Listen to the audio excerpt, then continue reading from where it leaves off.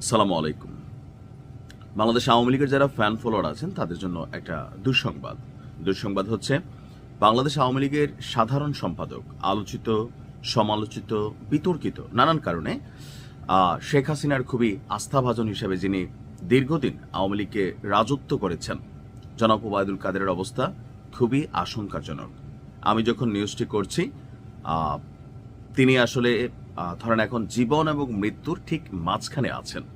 আপনারা সকলেই জানেন যে ৫ই আগস্ট সরকার পতনের পর সম্ভবত ৩ মাস বাংলাদেশে গোপনে অবস্থান করেছিলেন ওবায়দুল কাদের। এরপর কৌশলে তিনি বাংলাদেশ থেকে ভারতে পালিয়ে যান। আর ভারতে যাওয়ার পরে এই মুহূর্তে তিনি যথেষ্ট অসুস্থ।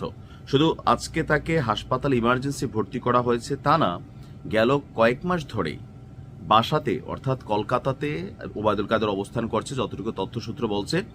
তো কলকাতাতে যেই বাসাতে নিজে থাকেন সেইখানে তার হোম ট্রিটমেন্ট চলছিল, অর্থাৎ ঘরের মধ্যে অক্সিজেন দেওয়া সহ আরও অনেক কিছু। তো বেশ কিছুদিন যাবৎ অসুস্থতা তাকে ছাড়ছিল না। এক পর্যায়ে আজকে তার অবস্থা খারাপের দিকে যায়।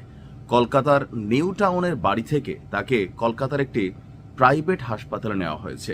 তবে কোন সে প্রাইভেট হাসপাতাল এ সম্পর্কে পত্রিকাতে কোনো বিস্তারিত না আসলেও বলা হয়েছে যে সেন্সলেস অবস্থা খুব খারাপ হয়ে গেলে সেন্সলেস অবস্থায় তাকে একটি কলকাতার হাসপাতালে ভর্তি করা হয়েছে।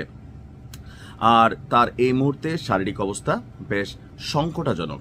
গত শুক্রবার আচমকা অবস্থা খুবই খারাপের দিকে যায়, আর আজকে হচ্ছে সোমবার। এই ৩ দিনে অবস্থা আরও খারাপের দিকে গিয়েছে এবং কি তিনি এই মুহূর্তে ভেন্টিলেশনে আছেন, অর্থাৎ লাইফ সাপোর্টে আছেন। চিকিৎসকরা বলছেন যে মোটামুটি তার শারীরিক রেসপন্স যেটা থাকে আর কি আছে, তবে অবস্থা খারাপের দিকে যাচ্ছে ক্রমাগত।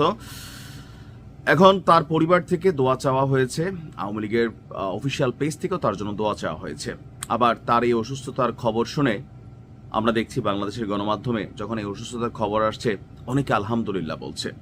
আসলে একজন পলিটিশিয়ান যিনি থাকেন তার জীবন এবং মৃত্যুর মধ্যে একটা মজার বিষয় হচ্ছে যে কিছু কিছু পলিটিশিয়ান তারা মারা গেলে সারা পৃথিবীর মানুষ, দেশের মানুষ দলমত নির্বিশেষে দোয়া করে। আবার কিছু পলিটিশিয়ান তারা মারা গেলে তারা তাদের জীবিত দশায় যেই কর্ম করে যায় সেটার একটা প্রতিফলন তারা যখন অসুস্থ হয় অথবা খারাপ কোনো সময় আসে তখনই দেখা যায়। আর বর্তমান প্রেক্ষাপটে জনাব ওবায়দুল কাদের তিনি এই মুহূর্তে পলাতক, রাষ্ট্রের কাছে তিনি একজন অপরাধী, অনেকগুলো মামলার আসামি।